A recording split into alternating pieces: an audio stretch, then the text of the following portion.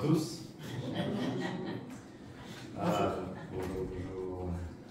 Bonjour. Vous allez bien? Vous allez bien? Bien. Merci Seigneur, merci Seigneur, merci Seigneur. Vous savez, c'est une bonne question de savoir est-ce que moi je vais bien aussi. Et merci Seigneur, mais c'est entre nous, en aparté, comme en famille, que personne d'autre ne va entendre. Merci Seigneur parce que dans la parole de Dieu, j'ai vu qu'il y a un mot, l'un des mots qui revient le plus souvent, c'est le mot joie. Amen. Le mot joie. C'est l'un des mots qui revient, peut-être même le mot qui revient le plus souvent, c'est la joie. Et je crois que, et j'ai eu à cœur, la semaine dernière, je me dis, j'aurais à cœur, tu m'as mis à cœur de parler de la joie. Il y aura une série où on parlera de la joie. Et là où j'ai dit, la joie, c'est quoi? L'un des pans de cette joie, c'était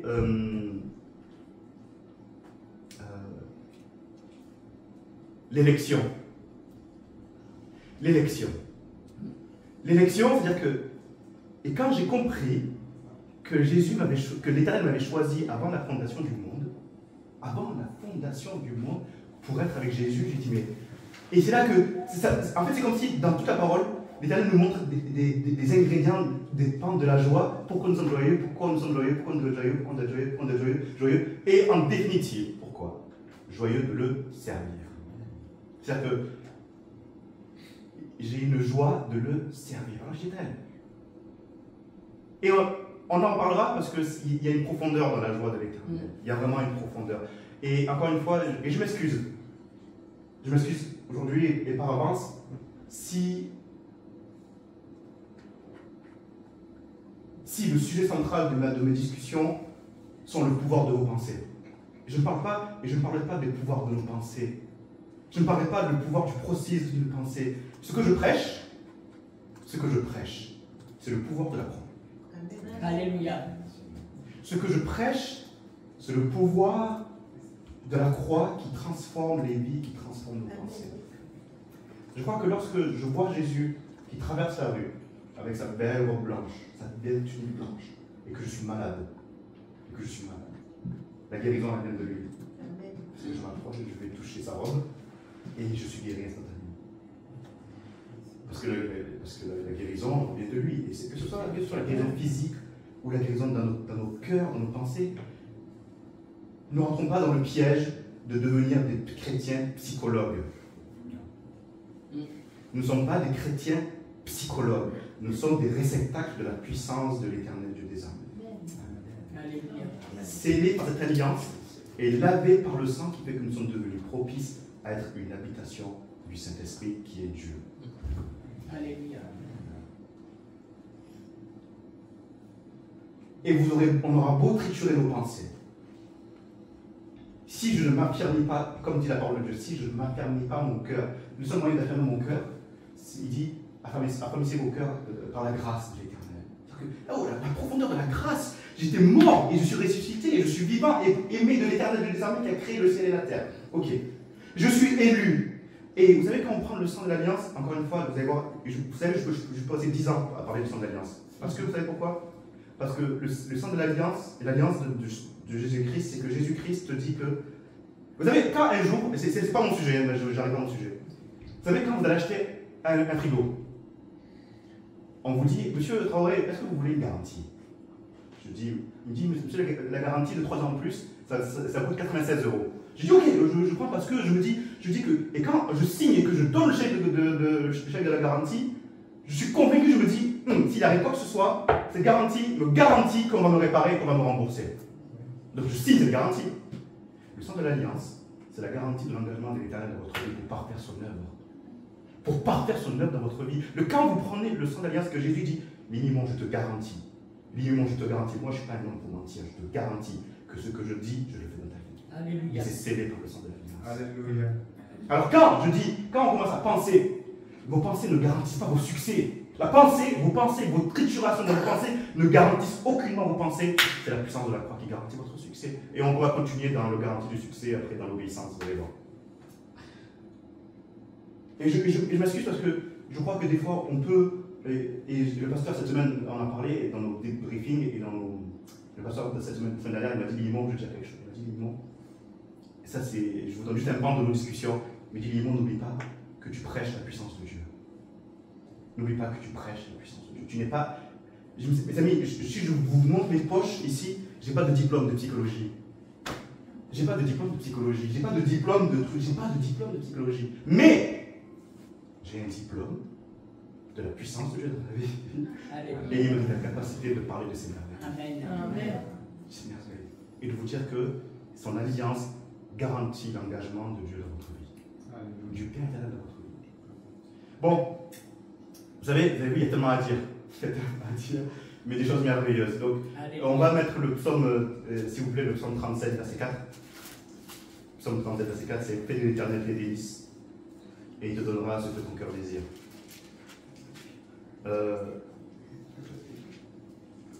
Fais de l'Éternel tes délices, et il te donnera ce que ton cœur désire. Alléluia.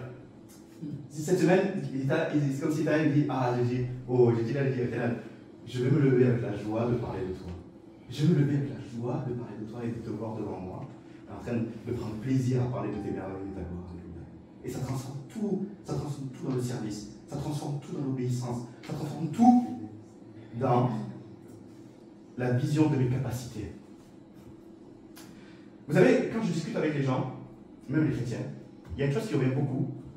Je dirais même, Emmanuel, c'est bien que tu notes, parce que mardi on en parlera. Vous savez, quand je parle avec beaucoup de chrétiens, il y a une chose qui revient beaucoup, c'est Limon. Moi, j'aime quand tout est parfait, quand tout est excellent. Moi, j'aime la perfection, et c'est quelque chose qui revient beaucoup dans la discussion. Et je ne fais pas un jugement. Je ne fais pas un jugement quand on me dit Limon. Moi, j'aime quand c'est parfait, quand les choses sont bien faites, cadrées, tout ça. Ce que je dis n'est pas un jugement, mais retenez ce que je viens de dire. Et retenez que faire de l'Éternel ses délices, ça veut dire quoi? Le psalmiste, quand il a dit fais de l'Éternel ses délices, ça veut dire une chose. Ça veut dire que, en hébreu, il dit fais de l'Éternel en fait une habitude raffinée. Fais de l'Éternel une habitude délicate. Vous savez, moi, une fois, je refuse de prendre les bébés des nourrissons parce que c'est tellement des cas tellement tragiques que je n'ai pas envie de les prendre. J'ai fait surtout les bébés des autres. Ça tombe même procès et tout. J'ai dit, je ne prends pas les bébés des autres. Parce que je vois, c'est délicat, c'est doux, alors je prends avec soin. Et le psalmiste dit, fais de l'Éternel tes délices. Il dit même, il faut que tu fais de l'Éternel quelque chose qui te rende heureux. Quelqu'un qui te rend heureux. Quelqu'un qui te rend joyeux. Amen. Et il va encore même plus loin. Il utilise même l'idée même de choyer. Choyer, prendre soin. Tellement comme si c'était quoi? Un trésor inestimable. Fais de l'Éternel tes délices, il te donnera ce que ton cœur désire. Et je vais vous parler je vais faire un petit témoignage. Et ce témoignage est connecté à mon message, à mon exhortation d'aujourd'hui. C'est que vous savez, quand j'étais jeune, célibataire, j'avais des raisonnements, j'avais des pensées et des sentiments de jeune célibataire.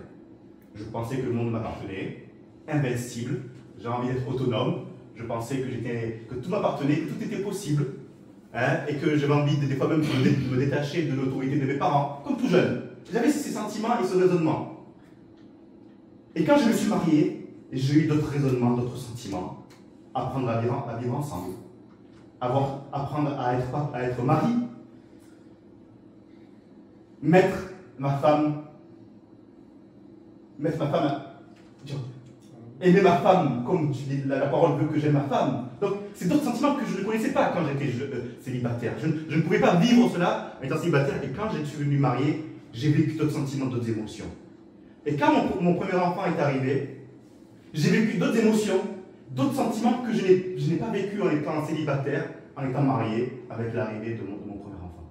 D'autres peurs, d'autres frustrations, d'autres joies que je ne connaissais pas auparavant. Et quand mon enfant est arrivé, oui, c'est tout ce qu'on peut se dire, c'est que la personne est arrivée, mais quand l'enfant,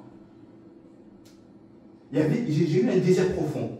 Il y a eu un désir qui m'animait, une volonté qui m'animait, c'était quoi? Et je pense que tous les parents le ressenti. En tant que personne qui a engendré une autre personne de ma chair, de mes os, j'ai eu envie, en fait, cette volonté, que cette personne et la plénitude et la réussite. Quand elle est née, je dis, je veux que mon enfant ait la plénitude et la réussite. Alléluia. On me dit, et quand je dis ça, on me dit, on va te dire quelque chose, il faut que ton enfant, il faut aiguiser, il faut entraîner ton enfant à avoir le sens de l'observation. Et je le fais. Tous les jours, quand je sors avec ma fille, je dis, Michaela, regarde les arbres. Regarde comment ils bougent. Regarde, ça c'est le vent qui vient de l'est et qui fait bouger les arbres. Je lui dis, regarde Michaela, ce que par terre, regarde cette fourmi. Tu vois d'où elle vient? Regarde le trou là, c'est sa maison, c'est son terrier. Elle regarde, elle dit, ah, c'est sa maison. Je dis, Michaela, regarde l'escargot. Tu as vu l'escargot, il porte sa maison sur son dos. Regarde les chèvres, regarde les cornes. Et je dis, regarde le paysage, regarde les formes. Je dis, dans mon cœur, je vais aiguiser son sens de l'observation. Je vais entraîner ma fille à bien observer. On me dit, Linimon, il faut entraîner ta fille à réfléchir. Alors qu'est-ce qui se passe des fois, quand elle est bloquée dans un endroit, je lui dis, Michaela, réfléchis pour t'en sortir. Cherche la solution. Tu peux. Alors elle est là, elle fait, papa, je fais, tu peux réfléchir. Réfléchis. Et des fois, alors elle est bloquée quelque part, elle contourne. Je fais, Michaela, tu vois, tu es plus intelligent qu'une poule. Tu peux. Alors je dis, Michaela, je vais aiguiser ta capacité à réfléchir. Je vais aiguiser ta capacité à anticiper. Si tu marches pieds nus sur un sol qui est glissant et qu'il y a des escaliers, évite la flaque d'eau et évite parce que sinon tu vas tomber et te faire mal. Sa capacité, on dit, Limon, il faut que tu aiguises, entraîne ta fille à anticiper. Limon, il faut que ta fille n'ait pas honte de ses origines. Alors j'ai dit, Michaela, aujourd'hui, regarde, comme tu es belle dans cette robe africaine. Parce que n'oublie pas que ton papa est africain. N'oublie pas que je suis noir et que je suis fier d'être noir. Ça me dérange. N'aie pas honte de ça. N'aie pas honte de ton métissage. Impose. On me dit, il faut qu'elle impose sa personnalité. Je dis, Michaela, n'aie pas honte, n'aie pas peur. N'aie pas peur de parler. N'aie pas peur de dire ce que tu penses. N'aie pas honte de ton physique. On me dit, il faut que ton enfant n'ait pas honte de son physique pour avoir du succès. Je dis, Michaela, tu es bien comme tu es. Dieu t'a créé. Alléluia. Amen. Des fois, même une fois, elle m'a dit, papa, ici c'est rouge. Je fais, Michaela, tu es merveilleuse. Parce qu'elle a un enjeu ici. Je dis, Michaela, tu es merveilleuse. Tu es merveilleuse. Je le fais tous les jours. Tous les jours, je le fais. En me disant, il faut qu'elle ait du succès. Il faut qu'elle ait de la réussite. Il faut qu'elle mette tout son cœur à observer, à réfléchir, à aimer ce qu'elle est, ça.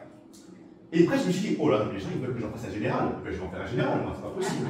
Je vais en faire un général des armées, cette fille. Je vais en faire un soldat, je vais aller.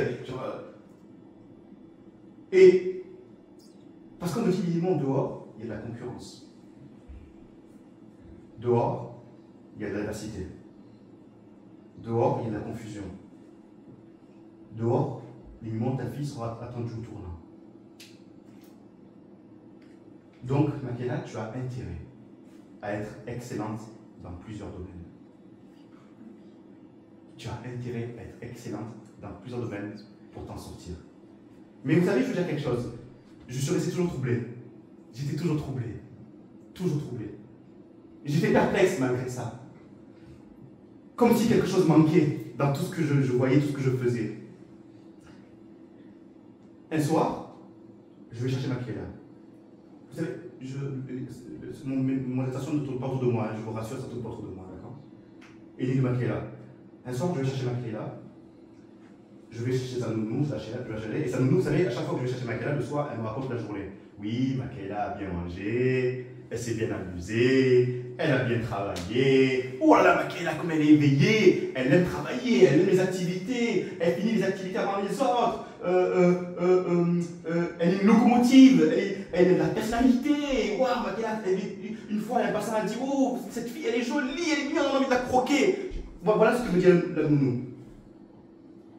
Elle a bien dormi, tout ça. Et je vous assure, je fais pas le. J'étais content d'entendre ça.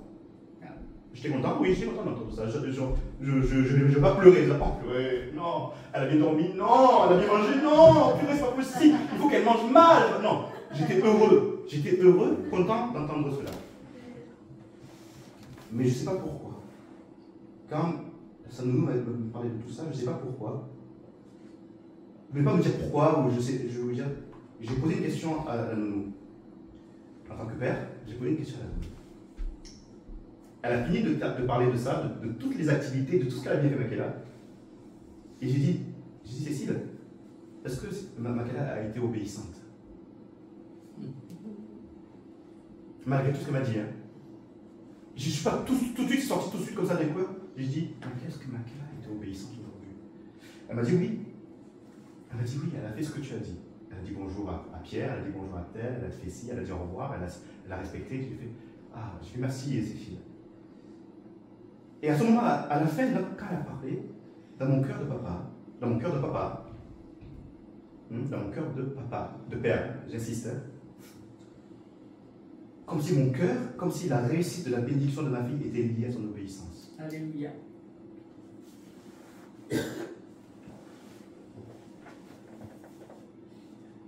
Alors, qu'est-ce qui se passe? Je me souviens aller à la voiture avec elle, j'ai pris la main. Arrivé à ma main droite, j'ai pris la main de ma fille, la main droite, et sur ma main gauche, sur mon bras gauche, j'avais toutes ses affaires sur moi. Elle était nickel, elle n'avait rien sur elle, elle ne portait rien du tout. Elle n'avait aucune charge sur elle. C'est moi qui portais tous ses sacs.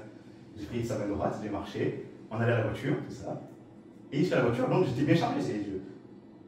En tant que papa, ça m'a plu de me charger de ses affaires, de prendre sur moi toutes ses affaires. Je marche sur main droite, je lui fais Makela. Non, avant que je lui parle, j'envoie un message à Lauriane. Je fais Lauriane, est-ce que tu peux sortir du congélateur un paquet de frites? Parce que je connais ma fille. Je connais ma fille. Avant même qu'elle parle, je sais ce qu'elle veut. Je connais très bien ma fille. Amen. J'ai dit, Lauriane, est-ce que tu peux sortir un paquet de frites du congélateur? J'ai dit, Makela. En marchant, j'ai fait Makela. Ce soir, on va manger des frites. Elle me dit, ouais, des frites. En marchant dans la rue, des frites. J'ai fait, oh là là, tous ceux qui sont pour, tous ceux contre la nutrition, là, ils vont me taper dessus. Des frites. J'avais envie de dire, nous, du soja, j'ai envie de dire. Des frites. Je marche. Elle me dit, papa, est-ce que tu manges les frites aussi? J'ai dit oui, je me suis arrêté, je me suis assis, agenouillé devant elle, j'avais toutes ses affaires sur moi. Je me suis mis devant elle, j'ai dit, Makela, ma fille, je fais ma fille, ce soir, toi et moi, nous mangerons ensemble des frites. Toi et moi, ce soir, nous mangerons des frites. Je vous parle de moi en tant que simple homme, avec mes joies, mes peines, mes doutes, mes convictions, mes peurs, mes limites. Mais un papa touché par une action spécifique de sa fille, l'obéissance. Je ne vous ai jamais dit que j'aime ma fille parce qu'elle m'obéit. Je vous ai jamais dit ça. J'aime ma fille même quand elle peut être belle. D'accord? Je ne vous ai jamais dit que j'aime ma fille parce qu'elle est obéissante. J'ai dit que son action spécifique d'obéissance a touché mon cœur. Ça a remué un sentiment que je ne connaissais pas. Mes amis, ça a remué un sentiment que je ne connaissais pas. En étant célibataire, marié et même en étant patron d'une entreprise. Je ne connaissais pas. Quand je disais à un employé, tu fais ça, tu fais ci, c'est terminé, je ne veux plus entendre parler. Il m'obéissait, ça ne me faisait rien du tout parce que pour moi, parce que ce qui comptait, c'était mon propre intérêt. Mon intérêt en tant que patron. Et là, j'avais l'impression que l'intérêt de ma fille était lié à son obéissance. Le succès de ma fille était lié à son obéissance, j'avais l'impression. L'obéissance de mon enfant, de celle que j'aime, de celle que j'ai engendrée. L'obéissance. Et je vous rassure, je ne suis pas un despote, je ne suis pas un dictateur. Je crois de tout mon cœur que je suis un bon père. Et on va lire Josué chapitre 1, verset 1 à 9.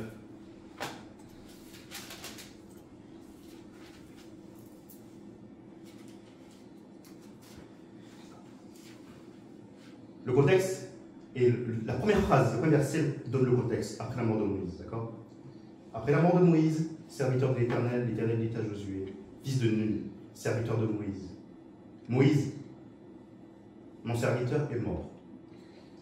Maintenant, lève-toi, passe ce Jourdain, toi et tout ce peuple, pour entrer dans le pays que je donne aux enfants d'Israël. Tout lieu que foulera la plante de votre pied, je vous le donne comme je l'ai donné à Moïse. Vous aurez pour territoire depuis le désert et le Liban, jusqu'au grand fleuve, le fleuve de l'Euphrate, tout le pays des Étiens, et jusqu'à la grande mer vers le soleil couchant. Nul ne tiendra devant toi, tant que tu vivras. Je serai avec toi, comme j'ai été avec Moïse. Je ne te délaisserai point, je ne t'abandonnerai point. Fortifie-toi et prends courage, car c'est toi qui mettras ce peuple en possession du pays que j'ai juré à leur père de leur donner. Fortifie-toi seulement, et aie bon courage en agissant fidèlement selon toute la loi que Moïse, mon serviteur, t'a prescrite. Ne t'en détourne ni à droite ni à gauche, afin de réussir dans tout ce que tu entreprendras.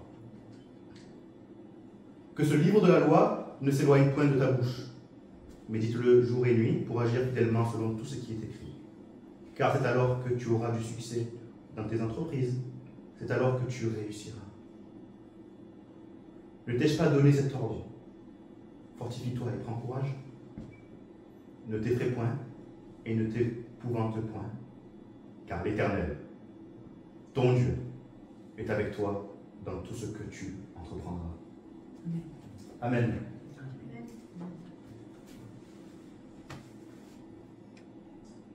L'Éternel a appelé Josué à diriger un peuple, à diriger une nation entière en tant que juge, en tant que commandant militaire. Mes amis, dans ce passage, dans ce qui paraît incroyable, ce passage, c'est que l'Éternel ne mentionne jamais les capacités de Josué.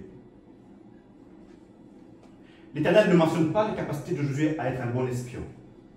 L'Éternel ne mentionne pas les qualités de Josué à être un bon disciple. L'Éternel ne mentionne pas les capacités de Josué à être un bon dirigeant militaire. L'Éternel ne mentionne aucune capacité de Josué.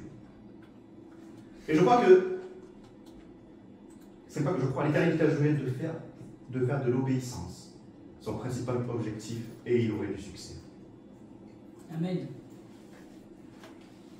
Je crois que des fois, on peut être des chrétiens et se mettre une pression qui n'a pas lieu en fait. Une pression qui n'existe pas.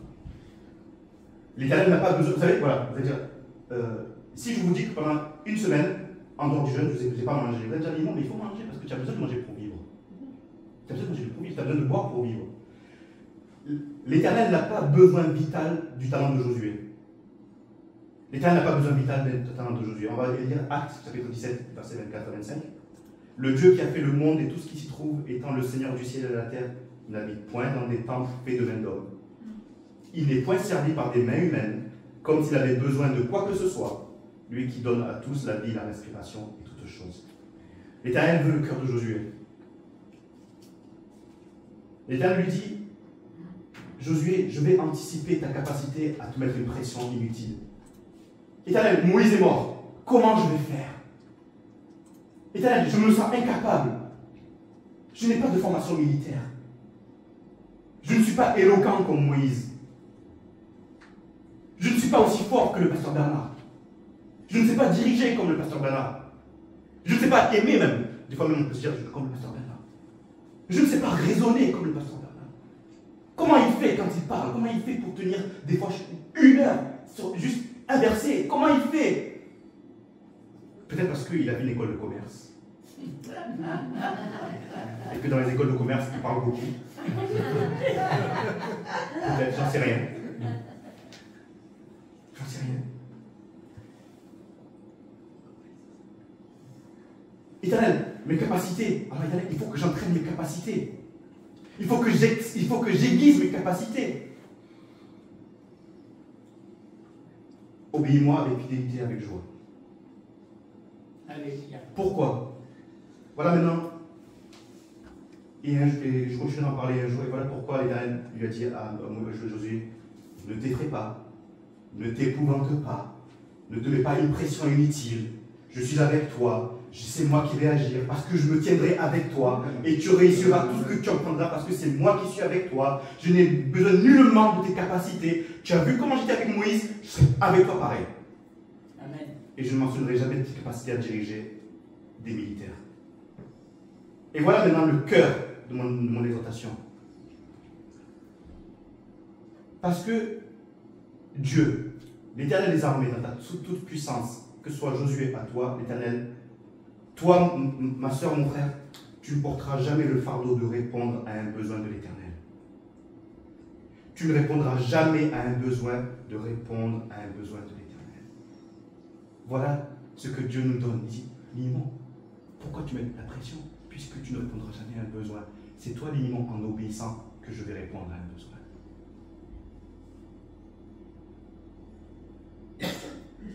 Mes capacités ne répondent pas à un besoin de l'Éternel. Mon intelligence ne répond pas à un besoin de l'Éternel. Mais mon obéissance va répondre à un besoin dans ma vie. Donc obéir à Dieu, ce n'est pas répondre ou subvenir aux besoins de l'Éternel. Par exemple, Éternel, si je n'étais pas là, comment tu ferais? Éternel, si je n'étais pas là, comment tu ferais? Éternel, si je n'aiguise pas telle capacité, comment tu ferais? Éternel, tu as besoin de moi. Tu as besoin de mon intelligence, tu as besoin de mon cursus, tu as besoin de ma sagesse. Tu as besoin de mes capacités. Parce que comment on pourra toucher? Tu as besoin de ce bâtiment, Éternel. Tu as besoin de ce bâtiment pour que ta gloire se manifeste. Éternel, heureusement que j'étais là. Heureusement que j'étais devant le Jourdain. Heureusement que j'étais devant la mer morte. Heureusement que j'étais devant le tombeau. Heureusement que j'étais devant la croix. Parce qu'Éternel, tu avais besoin de moi. Éternel, je me demande si je n'étais pas là, qu'est-ce que tu ferais? Jésus, je me demande si je n'étais pas là, comment tu ferais?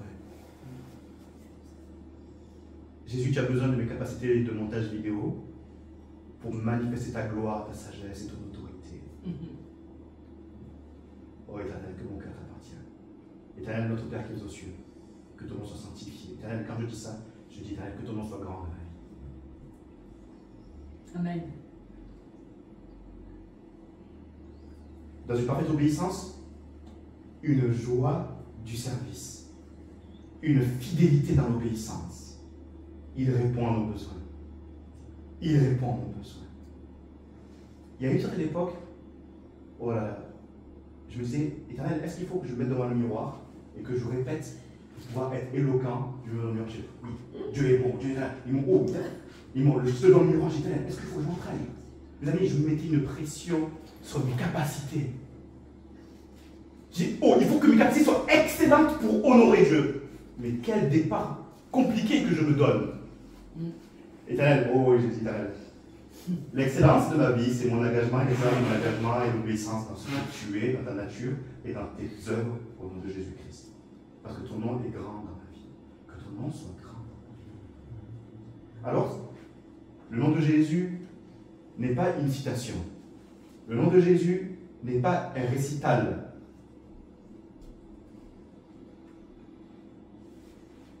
Le nom de Jésus est... Éternel, je désire que toi. Comment puis-je vivre sans toi, Éternel? Comment puis-je être malheureux avec tout ce que tu as fait pour moi? Comment je puisse rabaisser ta puissance, ton autorité au niveau de mes pensées? Comment puis-je désirer ma vie plus que ta vie à toi?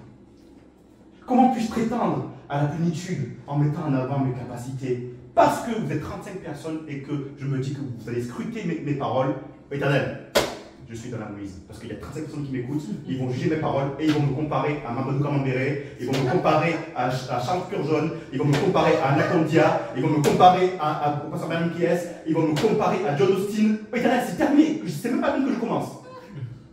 C'est même pas bien que je commence. Dis-moi, où est-ce que tu regardes? Où est-ce que tu regardes? Qui est-ce que tu chéris? De qui tu fais des délices?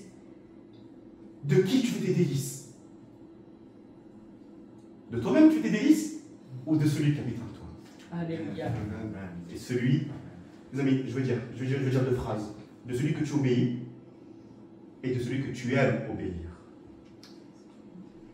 Mes amis, il y a, quand je vais vous dire, poursuivez Dieu, je fais attention à dire poursuivez Dieu. Vous savez pourquoi? Parce que dans notre tête d'humain, dans notre tête de personne butée, on reste verbal. Ah, Limon a dit qu'il faut que je poursuive Dieu. Ah oui, mais moi, tous les jours, je lis la parole, tous les jours, je prie, tous les jours, je fais ci, tous les jours, je fais ça. Et je dis, Limon, moi, je connais Dieu. Je connais Dieu. Je lis les paroles. Alors, je vais rectifier ma phrase, mes amis. Alors, poursuivez la joie de Dieu. Vous savez pourquoi? Une fois, je discutais avec Lauriane. J'ai fait, Lauriane, tu sais, dans l'univers, il y a une personne qui connaît Dieu autant que moi, peut-être même plus que moi. Dans l'univers, il y a quelqu'un qui connaît Dieu plus que moi. Qui connaît Dieu, pas connaît Dieu, mais qui sait qui est Dieu. Plus que moi. C'est Satan. Mais vous savez ce qu'est la différence entre Satan et moi? Satan qui est fort, hein? Mais vous savez la différence entre Satan et moi, c'est que Satan, tout ce qu'il sait de Dieu, il déteste tout ce qu'il sait de Dieu. Alors que moi, tout ce que je sais de Dieu, je l'aime. Alléluia. C'est-à-dire qu'il ne me suffit pas de dire que je connais Dieu, je veux dire, Abraham, oh, moi j'aime tout ce que je connais de Dieu.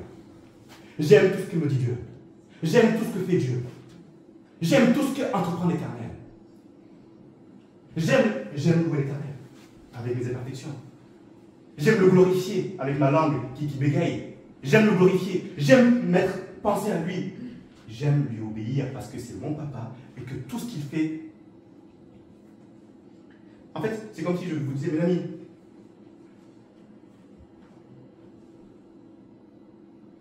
je veux attirer l'attention de Dieu sur ma vie. Amen. Mais attention, dans la parole de Dieu, c'est comme si Dieu disait, non, moi je veux attirer ton attention sur moi. L'Éternel veut attirer ton attention. L'Éternel veut attirer ton attention sur lui. Alléluia. Sur ce qu'il est, sur sa beauté, sa magnificence et sur la grandeur de son nom. Alléluia. Sur le fait que si tu te poses des questions sur ta vie, écoute ce que dit l'apôtre Pierre. Il dit, affermissez-vous dans votre élection et dans votre vocation qui ont été scellées par le sang de l'agneau. Mes amis, je vous annonce une bonne nouvelle, vous êtes sauvés. Alléluia. Et Dieu s'est engagé dans votre vie. Jésus s'est engagé dans votre vie. L'Éternel nous expose que lui obéir n'est pas pénible. Lui obéir n'est pas pénible. Et c'est pour ça que je dis qu'il faut faire attention aux pensées. Obéir à l'Éternel n'est pas pénible. Obéir à l'Éternel n'est pas impossible.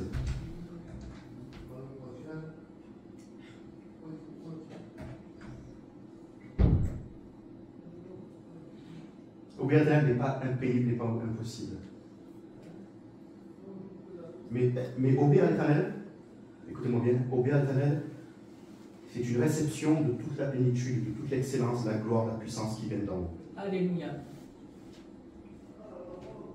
C'est toute la réception de la plénitude, de l'excellence, de la gloire, de la puissance qui viennent d'en haut. Et je peux avoir du succès dans le Seigneur. Je peux avoir du succès dans le Seigneur sans avoir le don de prophétie. Amen. Je peux avoir du succès dans le Seigneur sans avoir un ministère. Je peux avoir du succès dans le Seigneur sans avoir beaucoup d'argent. Alléluia. La parole de Dieu m'expose qu'il ne faut pas négliger le don qui est en nous. L'Éternel nous dit, ne néglige pas le don qui est en toi. Mais il n'existe pas de plénitude sans obéissance. Il n'existe pas de plénitude sans obéissance. Et encore une fois, ne négligez pas le don qui est en vous. Parce que le don qui est en vous vient de qui? Est-ce que ça vient de votre formation? Est-ce que ça vient de votre intelligence? Est-ce que ça vient de vos désirs personnels? Ça vient de celui qui donne avec abondance, dans sa miséricorde et dans sa grande sagesse.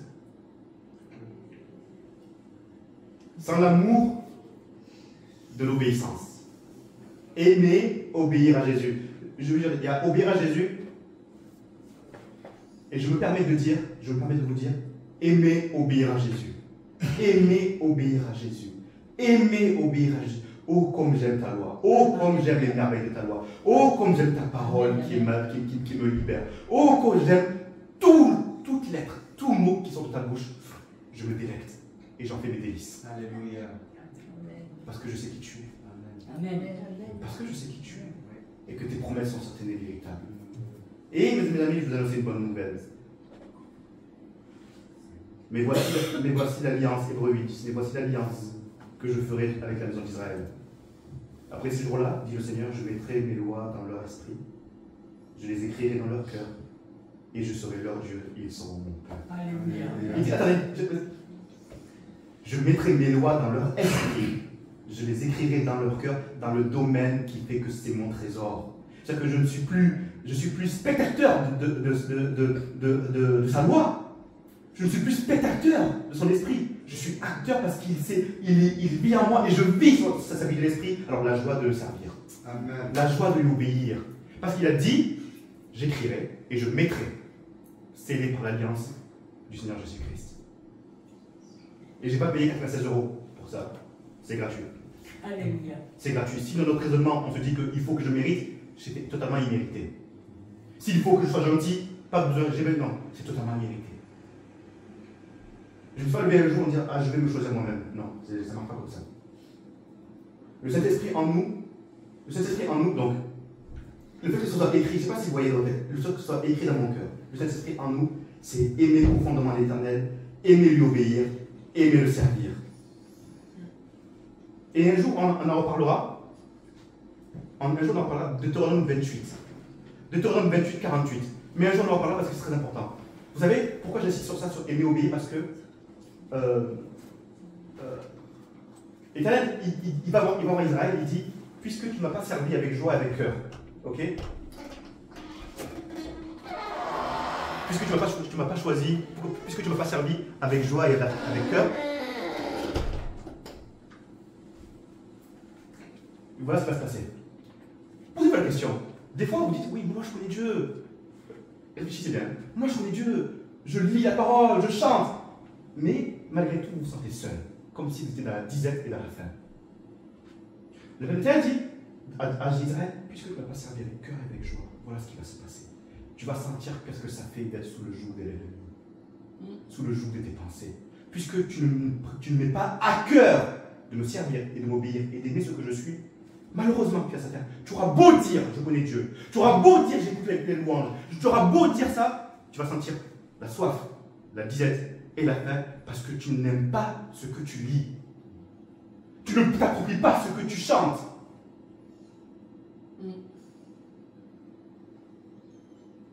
C'est pour ça que je vous dis, aimez obéir à l'Éternel. Alléluia. Aimez tout ce qu'il est. Parce que c'est ça ma destinée. C'est ça votre destinée. Alors ne dites pas, alors réfléchissez à vous-même, réfléchissons à nous-mêmes, examinons nous-mêmes. Quelle est mon activité par défaut quand je n'ai rien à faire? Quelle est mon activité par défaut quand je n'ai rien à faire? Quelle est mon activité par défaut quand j'ai du temps? Est-ce moi-même ou aimer? Oh, il dit, oh j'aime ta présence, j'aime ta présence. Là, il y a un chant des années 1800 qui dit, oh qu'il est bon d'avoir confiance en Jésus. Les amis, est-ce que ça veut dire que l'Éternel te dit, mon ami, tu vas avoir une pression monumentale le fait de m'obéir? C'est contraire à Jésus-Christ, c'est contraire à sa nature. Laura, tu vas avoir une pression monumentale de me suivre. Tu vas voir, quand tu vas me suivre, tu vas avoir un rocher de 3000 kg sur toi, et attention, tu n'as pas intérêt à faire tomber. Tu n'as pas intérêt à faire tomber. Ophélie, il y a 3 semaines, est-ce que tu te souviens où est-ce que tu as mis ta poubelle? Non, je ne me souviens pas. J'ai chez moi, au salon, je prends ma poubelle, qui est remplie, je la prends, elle est lourde ma poubelle. Ma poubelle est lourde. Je suis même obligé, chez moi, je suis obligé de prendre la voiture pour jeter ma poubelle, je vous le dis. Je suis obligé. Je prends ma poubelle qui est lourde, qui sent mauvais. Ma poubelle sent mauvais, elle est lourde. Des fois même elle coule. Je dis, c'est pas possible. Ma poubelle elle coule. Je prends ma poubelle, je dis, vous savez ce que je fais? Je prends ma poubelle, je dis oui, Lorraine, je reviens. C'est comme si je disais Lorraine que j'allais faire un truc héroïque. je vais jeter la poubelle. Je jette la poubelle. Et je prends ma poubelle, je la mets dans une benne. Et vous savez ce qui se passe quand je rentre chez moi, j'oublie même la poubelle, je ne sais même plus ce qu'elle devient. C'est plus mon problème. Je crois qu'il y a un chant que j'aime beaucoup qui dit j'abandonne tout. Mais la suite de la phrase c'est quoi? J'abandonne tout, c'est pas que j'abandonne tout et que je vais disparaître. Il dit j'abandonne tout à Jésus-Christ. Alléluia. Qui se charge de ma poubelle. Qui se charge. Moi maintenant, mes amis, soyez honnêtes. Est-ce que vous vous souciez de la poubelle qui est dans les décharges? Vous en souciez même pas. Vous vous en souciez même plus de cette poubelle. Si je vous dis qu'est-ce qui va dans cette poubelle les 3 semaines, je n'en sais pas, peut-être des bananes, je sais pas, des petits pois, j'en sais rien. J'en sais rien. Parce que vous avez décidé que c'est la responsabilité d'une autre personne. Alléluia. J'ai décidé que mon fardeau, c'est la responsabilité du Seigneur Jésus-Christ parce qu'il a scellé par son alliance éternelle. Tu es tout puissant, trop puissant, infiniment puissant pour t'occuper de mon fardeau. Il y a encore un truc. Il y a un chant qui dit, oh, quand ta réserve d'endurance est terminée, sache que la force de l'Éternel n'est qu'au début de ta vie. Amen. Quand ta réserve de force est terminée, quand tu as la sensation que ta réserve de joie est terminée, ce n'est que le début de le Seigneur Jésus-Christ. Waouh! Waouh! Oh, qu'il est bon d'avoir confiance en Jésus. Pose-toi la question, Mimon, est-ce qu'il est bon pour toi dans ta vie d'avoir confiance en Jésus? Est-ce qu'en temps favorable ou défavorable, il est bon pour mon âme d'avoir confiance en Jésus-Christ? Amen. Toujours.